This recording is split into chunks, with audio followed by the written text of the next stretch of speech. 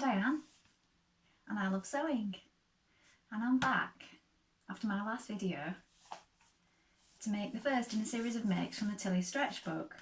So I mentioned I got this at the charity shop for £1 quite recently. I was really excited about it, and I have had it before and I've made a number of things from it when I had it from the library and traced them off.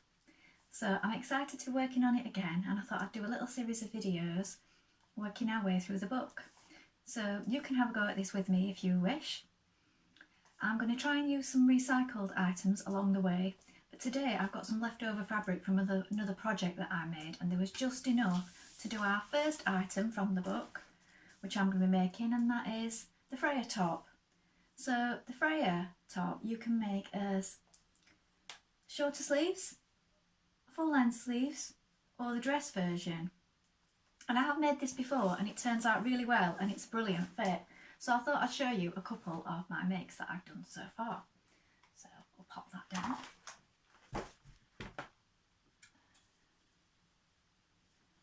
So this one is a t-shirt version, long sleeve t-shirt.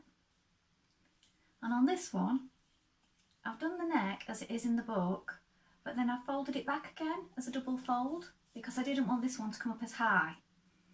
So I've changed that one a little bit by just doubling over the fold. So that's the first one.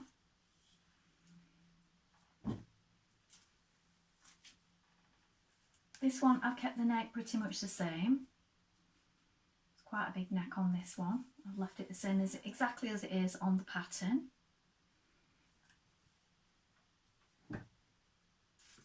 And then this one I've done as a dress. So I've done the dress version in this one.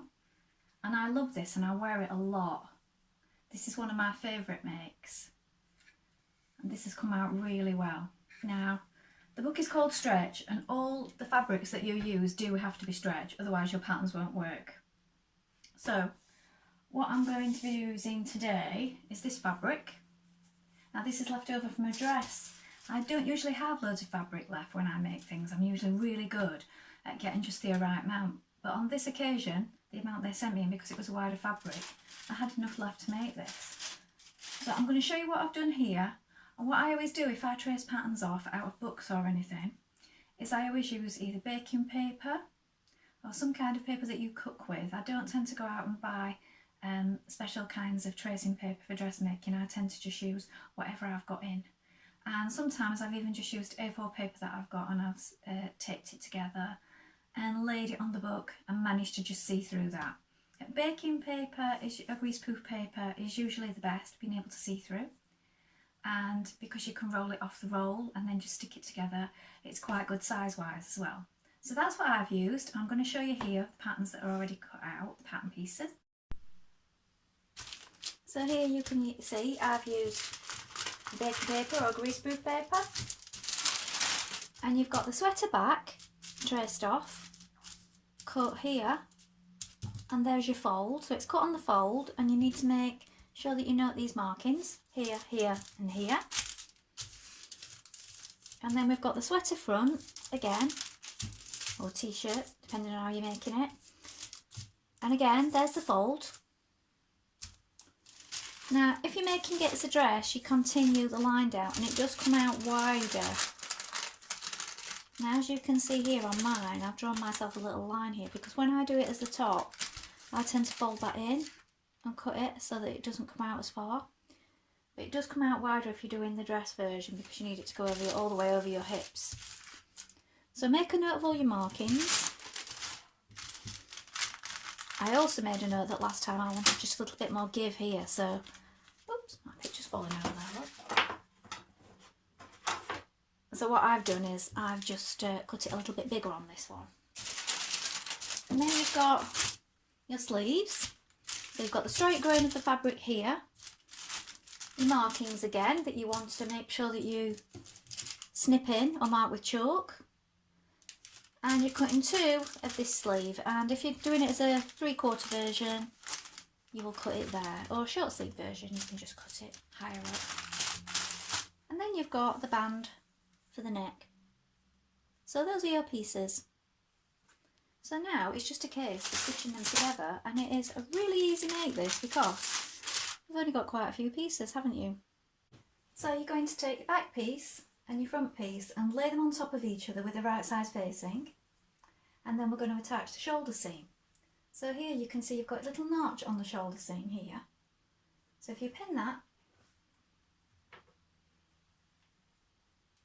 and do the same on each side, and then we're just going to stitch this seam here.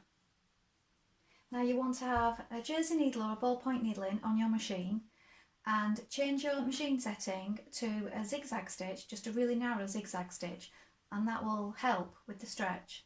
Now you can overlock it, but not everybody's got an overlocker.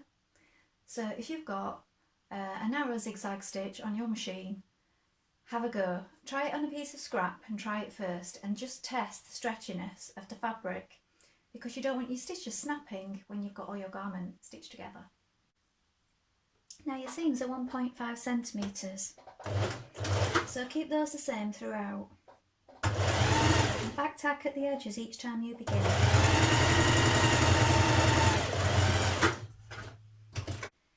Now that you've put your shoulder seam in, press it flat on the other side like this. Then you're going to take your sleeve. Now you notice on your sleeves you've got 2 notches on one side and you've got 1 notch on the other.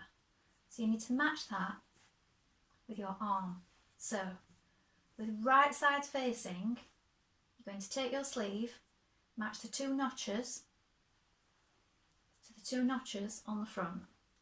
So line those up like this.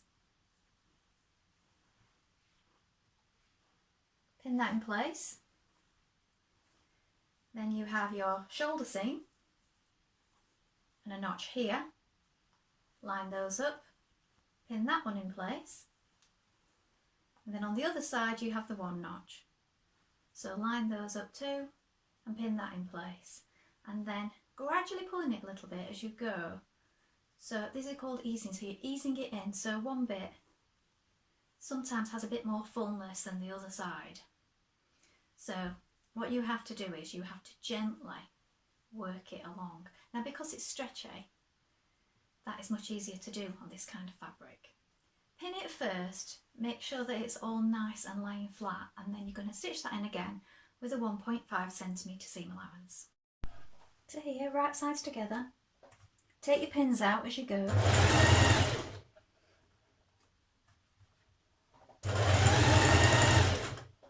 Now on jersey fabric you don't always have to edge your raw edges because they don't really fray. You can zigzag them or overlock them if you wish, but you don't have to. And when you've got your sleeve in, bring it right sides together and match that seam under the arm.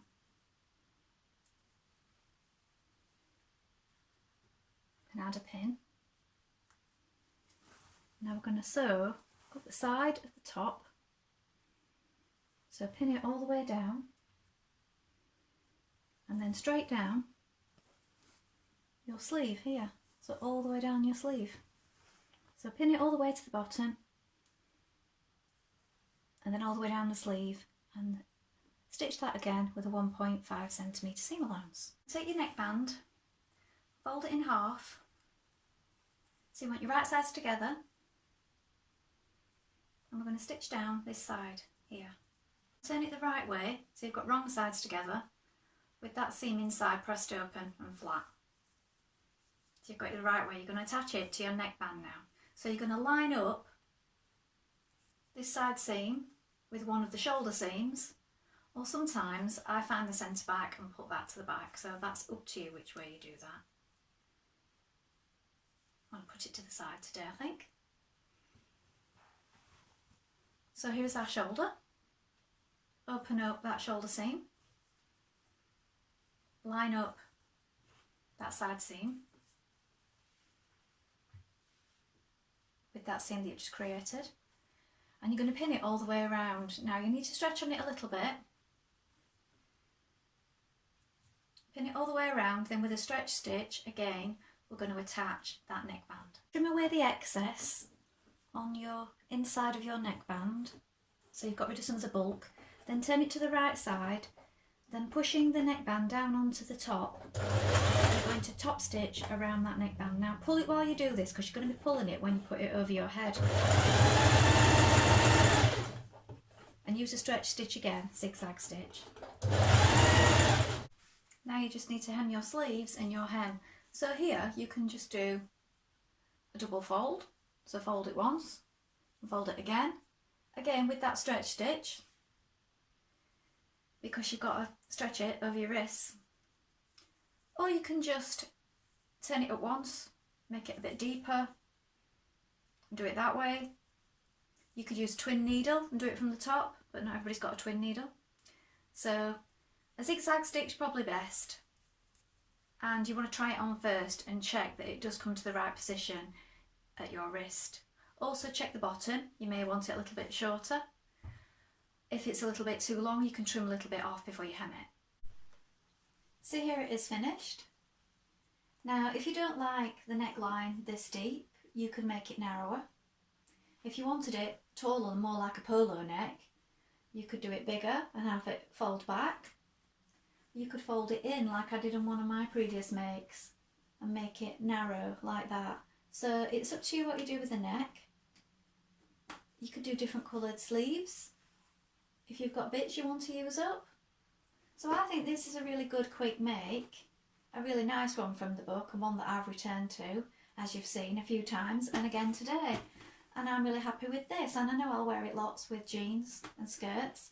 So if you follow along and make this, please let me know in the comments, and I'd like to hear about how you found it and what you did. Did you make the dress? Did you make the t-shirt? So next time we're going to be making the Frankie t-shirt. So it's Frankie baseball t-shirt, and I've made this before, and this is another nice one. So great for using up your odd bits. So next time I'm going to be using up some scraps. So different colour sleeves, body, neck.